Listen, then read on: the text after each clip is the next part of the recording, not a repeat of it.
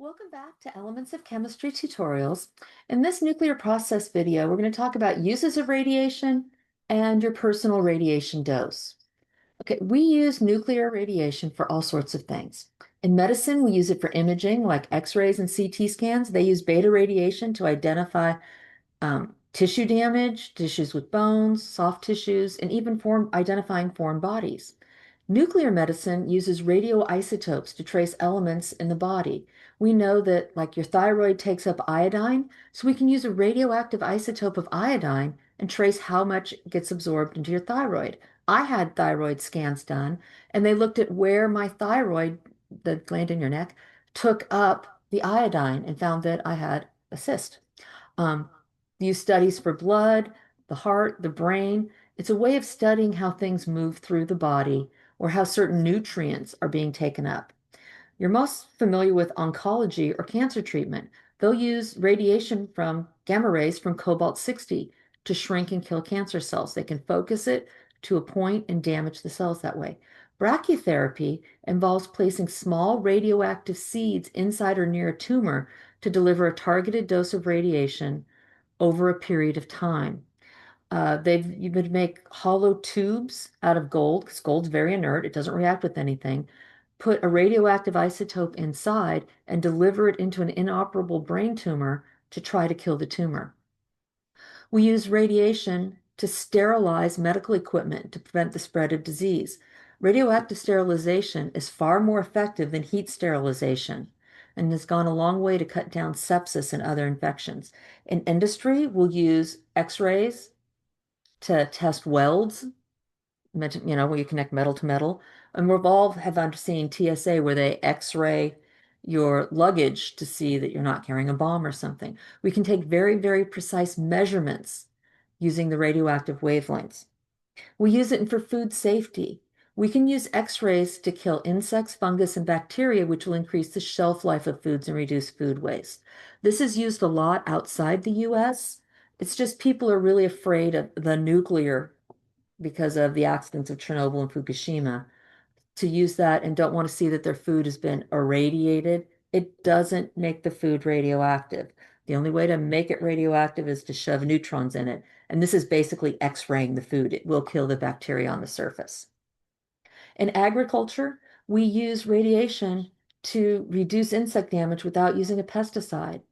You can use radiation to sterilize male insects, release them into the population, and that reduces the breeding of pests. In archaeology, obviously, we radiocarbon date objects. If something's too old for carbon dating, we'll use potassium dating. And we've had to use that for identifying some of the first hominids. Your smoke detector in your home uses alpha particles coming from americium. You're going to have a steady flow, and if the smoke particles get in the way, it blocks that electric current, which will then cause an alarm to go off. We also have radon detectors to detect radon. Radon's a radioactive gas that's given off by the decomposition of granite. And it's heavier than air, so it settles in the lowest levels of your home. And it's a key indicator or key, I wouldn't say indicator, a key suspect for lung cancers because radon will decompose and give you a heavy solid particle, which in your lungs isn't a good idea.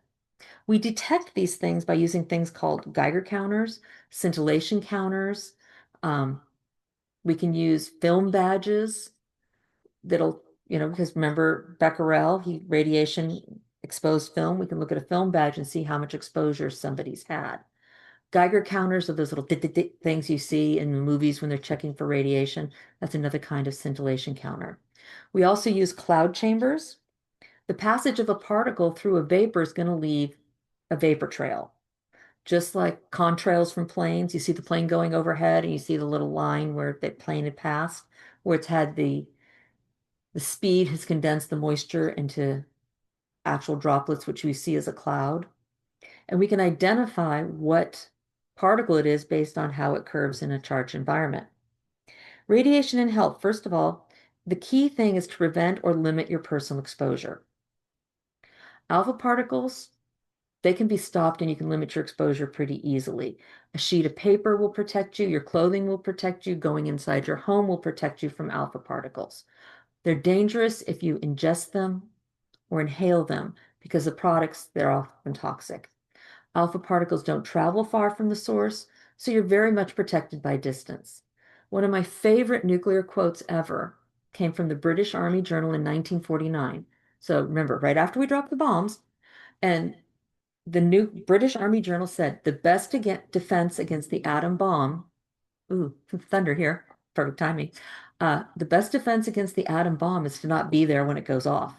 Distance will protect you. Beta particles, every time you've x-rayed, have an x-ray, you've been hit by beta particles.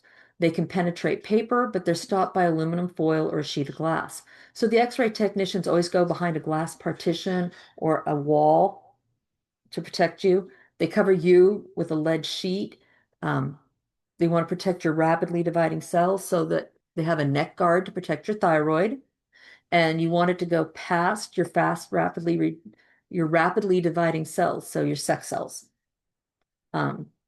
Eggs, testes, things like that are more damaged by radiation. So you want to limit your exposure. If you travel by air, you're going to get more cosmic rays, gamma rays, things like that.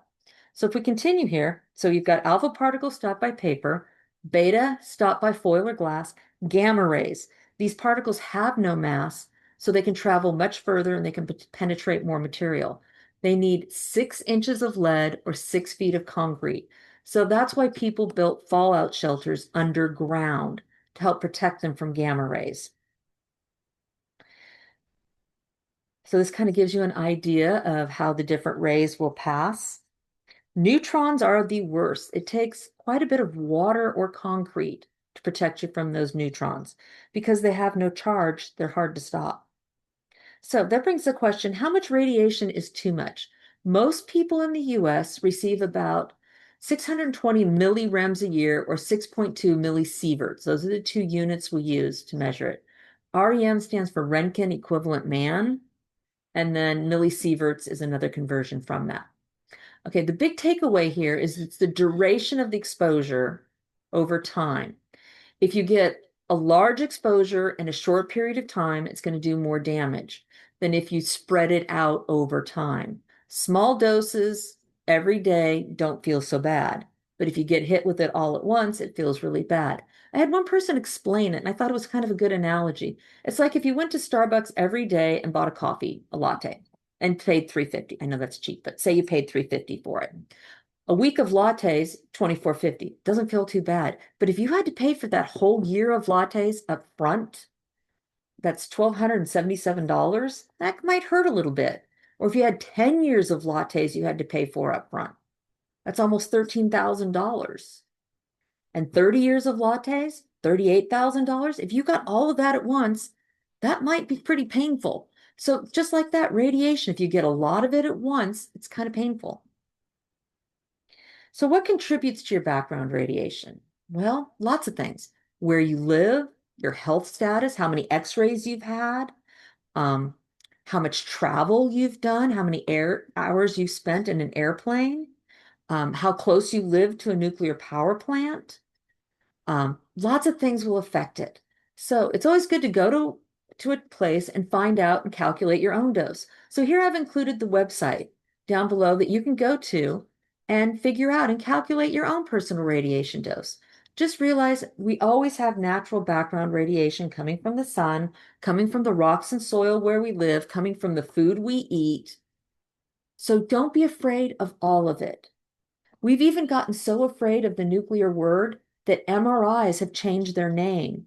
It used to be that an MRI, that imaging scan, was an NMRI for nuclear medicine imaging.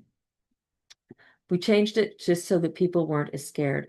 Radiation is not something to be feared. It's something to understand and know your own personal risks.